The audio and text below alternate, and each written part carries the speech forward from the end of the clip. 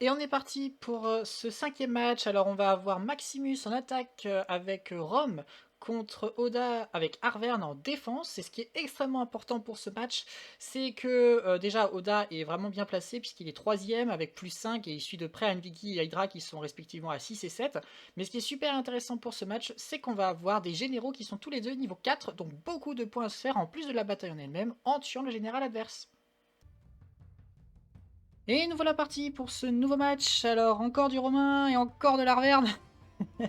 Mais bon, que voulez-vous? Match cependant super important, comme je l'indique certainement en introduction, parce qu'on a deux généraux niveau 4 et on a Oda qui est en deuxième position du tournoi, Maximus qui est derrière un petit peu, mais si tu le général +4, il est clairement à nouveau dans le top des premiers joueurs.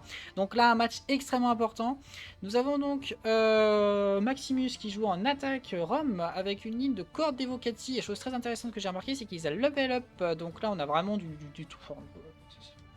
Ça défonce tout ce truc. On va avoir derrière de la première cohorte une garde prétorienne, 3 archers auxiliaires syriens, on va avoir du Soki Astati, et chose assez intéressante, de la cavalerie auxiliaire et du légat, donc chose assez intéressante, pourquoi? Parce que de la cavalerie avec Rome en général on fait pas cet effort, mais ça peut être intéressant. Bon, en face on a Arverne, donc c'est un petit peu un pari risqué, sauf qu'il ne me semble pas que Oda ait pris de cavalerie, donc on va avoir plus de cavalerie du côté romain que du côté Arverne, ce qui est, ma foi, assez surprenant. Du côté d'Arverne, on va avoir deux bretteurs d'élite en ligne principale. Ils vont se faire ouvrir en deux par les Romains, hein, clairement, ça va aller très vite.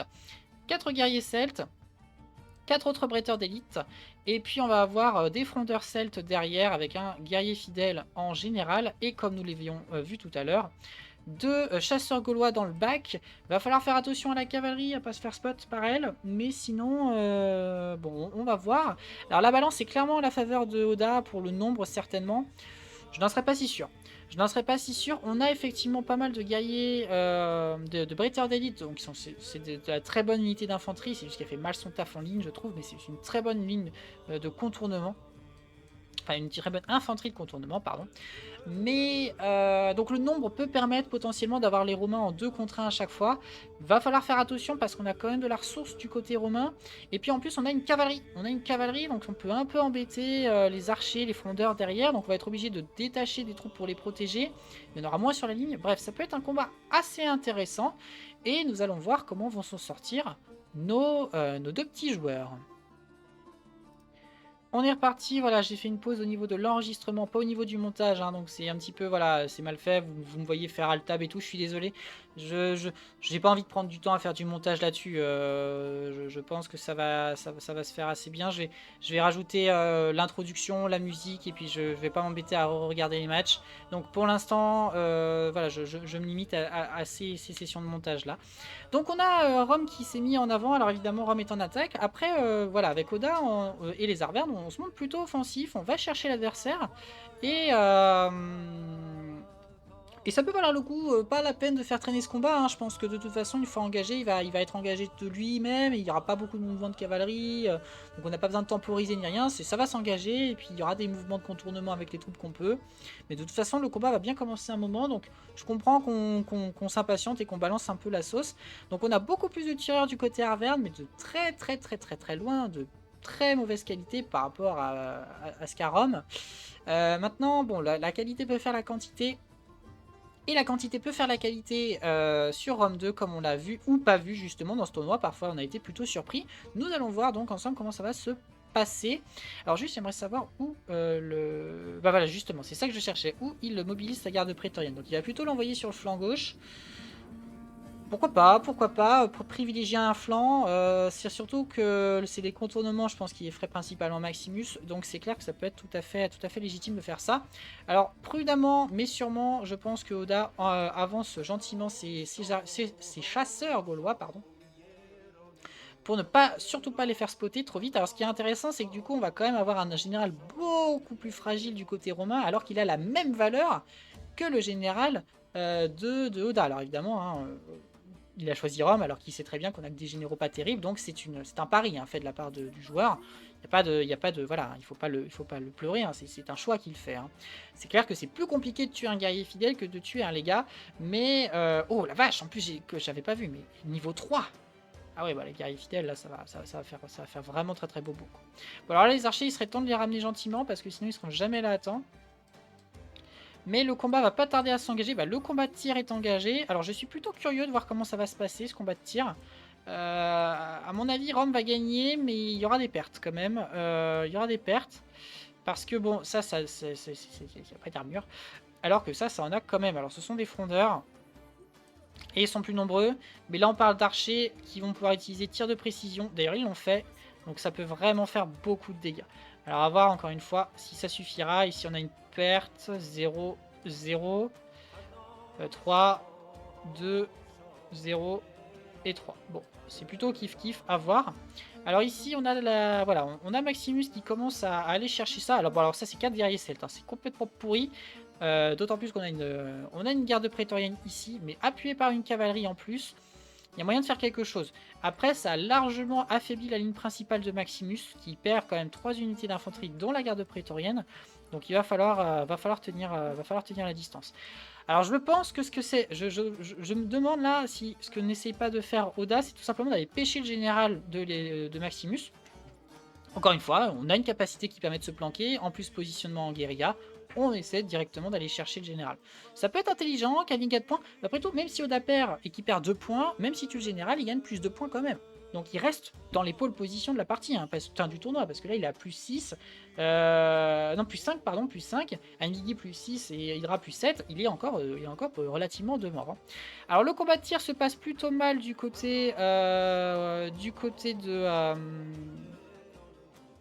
des Arvernes, même s'il y a du dégât qui a été fait. Alors ici, ça y est, on est arrivé au corps à corps. Alors bon, là, les guerriers 7, ils vont se faire défoncer la gueule, hein, contre des premières cohortes et du prétorien. La cavalerie est arrivée au corps à corps de cette unité de guerriers celtes. Très peu de pertes au niveau de la charge, 3 seulement. Donc je me demande où sont passés les javelots précurseurs. On n'a malheureusement pas eu le temps de voir. Attention cependant aux guerriers fidèles qui arrivent. Sur la ligne principale, ça y est, le combat va s'engager. Magnifique.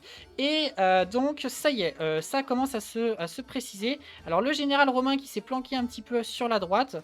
Et Oda effectivement, c'est ça qu'il semble faire. Alors j'ai l'impression que le général romain il essaie quand même plutôt de l'envoyer sur l'offensive. Alors va quand même falloir faire attention. Parce que les Soki Astati là ils vont mourir. Donc son général risque de se retrouver un petit peu isolé. Alors ici sur le flanc gauche, on a complètement pulvérisé les guerriers celtes, hein, mais bon ça me paraissait évident.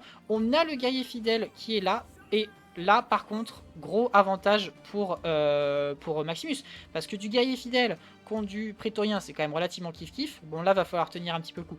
Certes, le guerrier fidèle va être meilleur, mais on a des charges de cavalerie qui peuvent largement défoncer celui-ci dans le dos. S'il se montre actif à ce niveau-là, je pense que ça peut être tout à fait bénéfique pour Maximus d'exploiter cette stratégie. À droite, ça y est, il a compris, il a repéré les archers, il a compris qu'on essaie de flinguer son général. Et sur la ligne principale, je ne me doute pas que... Ouais, c'est plutôt kiff-kiff parce que ça reste quand même du bretteur d'élite. Mais bon, les cordes évocatives ont commencé à faire énormément de dégâts. Là, on a du 1 contre 2, on gagne quand même. Là où c'est du 1 contre 1, c'est beaucoup plus visible. Donc forcément, là, on exploite assez bien la puissance de feu de Rome. Et Oda peine à utiliser le nombre, même si encore une fois ici il arrive à le faire. Alors là ça y est, on est en train de se libérer. De ce côté là, où est la cavalerie de Rome? La cavalerie de Rome, ah il l'utilise là-dessus. Alors moi j'aurais plutôt foncé sur le guerrier fidèle, parce qu'on peut buter le général. Et en plus on appuie la garde prétorienne quoi. Alors que lui, bon là il en a pas trop besoin. Maximus, t'as tout intérêt à charger le guerrier fidèle quoi, parce que là tu peux faire une charge mais elle est royale quoi, hein. C'est bon, encore une fois on est sur du multijoueur, il a énormément de choses à gérer Maximus, hein, donc on ne peut pas lui en vouloir. On referme un petit peu doucement mais sûrement les lignes, ça y est, donc ok, donc il abandonne sa garde prétorienne, donc sa garde prétorienne ne fera pas le taf, à moins que son général meure, c'est possible que ce soit fait. Mais malheureusement, ouais, Maximus, je pense qu'il y a un problème de gestion là, il s'en sort pas très bien parce que là, ah voilà, c'est bon, parce qu'elle s'était mise à marcher au lieu de courir. Ici, on a des unités qui se sont bien réveillées. On a quelques tireurs. Ah, le général qui est envoyé au corps à corps. C'est pas stupide. Parce que je pense qu'Oda a aussi un petit peu occupé partout. Et il n'a pas vu le général arriver au CAC à 27 sur 30. Donc clairement, les chasseurs gaulois vont pas faire le taf. Donc le problème des chasseurs gaulois, il est réglé. Le problème du général ici, là c'est un combat de titan. Hein, mais voilà, 58 gardes prétoriens contre 80 pour le guerrier fidèle. C'est dommage. Donc là, on peut utiliser la première cohorte. Là, il va tout balancer sur le général, je pense. Hein, c'est voilà, c'est l'objectif. Bon, très très très très belle bataille. De ce côté-là, comment ça se passe? Nous allons avoir du corps d'évocatique qui est en difficulté parce que 2 contre 1, mais qui tient la route. Encore une fois, ils sont level up. Hein, ils sont level up. Et puis ici, ouais, bon bah là on va avoir la cohorte d'Evocati dans le dos. Bon, je pense que ça va être une victoire pour Rome. À voir si un général va pas être tué. Notamment le général des guerriers fidèles, parce que là on a, ouais, là par contre on a le nombre qui va intervenir. Ça va faire énormément de dégâts. Au niveau du général, il y a beaucoup de points là. Je me concentre pas mal ici, mais il y a beaucoup de points qui sont joués. Et justement, les prétoriens qui commencent à fuir, malheureusement, ça ne suffira pas. Et là, on est à du 64 contre 51 en guerrier fidèle contre première cohorte. Ça ne suffira pas. Il faut du renfort. La cavalerie va être plus que nécessaire. Ça y est, ils se reforment. Les gardes prétoriens se reforment. Il faut tenir un peu. Et sur la ligne principale, en revanche, ouais, c'est complètement terminé pour les Arvernes. Ils ont encore un petit bloc de résistance ici. Quelques archers par-ci par-là, mais globalement, plus grand-chose à faire. Plus grand-chose à faire. Malheureusement, ouais, malheureusement, la cavalerie, je l'aurais pas joué comme ça. Après, bon, ça vaut peut-être aussi le coup de jouer la bataille, hein, il n'y a pas de problème. Hein, mais là, ça fait un petit moment quand même qu'elle penche largement du côté de Rome. Et pourtant, voilà, là, le problème, c'est que Oda va chercher à sauvegarder son général. Et donc, bah, forcément, il va falloir le rattraper et ne pas qu'il fuit. Alors bon, il envoie la cavalerie pour le rattraper. Encore une fois, c'est une critique, mais moi je suis extérieur à la bataille. Mais c'est vrai que bon, là, il y avait quand même des belles charges qui auraient pu être faites. Maintenant, il a très très bien géré sa ligne principale. Le coup des archers, ça a été pas mal géré du tout au niveau de la cavalerie aussi. Plutôt bien joué. Alors ça, par contre, moi je l'aurais pas fait. La position est largement en faveur de Maximus. J'aurais pas joué mon général, mais why not? La cavalerie arrive au corps à corps bientôt. Il faut l'attraper. Et potentiellement se faire quand même 4 points, je rappelle. Et vu la bataille, on est au moins sur une victoire très coûteuse. Donc plus de points, ça ferait plus 6 points, sachant qu'il est déjà à plus 2. Ça ferait beaucoup de points. Mais ça y est, le général fuit, il faut le tuer. Il faut le tuer.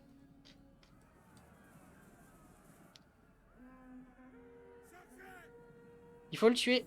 Il ne l'a pas eu. Je crois pas qu'il l'ait eu. Je vous dirai ça en débrief de post-bataille, mais il me semble pas qu'il l'ait eu. Donc on a des généraux niveau 5 qui passent. Alors énormément de kills de la part de Maximus. Rome c'est sa faction, ne l'oublions pas. 182 kills cette cavalerie, et énormément de kills au niveau des archers, et puis une ligne principale qui a fait énormément de taf, hein, bien évidemment. Les prétoriens qui n'ont pas fait beaucoup de kills par rapport à ce qu'on est habitué, 92 seulement, mais n'oublions pas qu'ils ont tanké tout le long de la game des guerriers fidèles. En plus sur le général, donc il y avait un gros bonus. Clairement, ils ont fait le taf. Et puis du côté de Oda, eh bien, nous avons quelques troupes qui ont fait un peu de taf, des guerriers celtes. On a une ligne qui a été assez hétérogène en termes de son activité. Et globalement, bon, des archers qui n'ont pas trop réussi à briller. Mais comme on l'a dit, il y avait une stratégie particulière qui était cherchée générale. Et voilà pour ce 5e match. Alors pour ce qui est des scores, donc Oda prend une défaite honorable, -1, donc il passe à +4. De son côté, Maximus remonte un petit peu, hein, puisqu'il était à +2, victoire très coûteuse +2, donc il est à +4. Et pour ce qui est des autres matchs, nous avons donc Delta Mike qui a une défaite de justesse, il était à +1, il passe à -1, contre Antoine qui lui a une victoire très coûteuse, +2, il était à -1, il passe à +1, donc ils échangent littéralement leur position.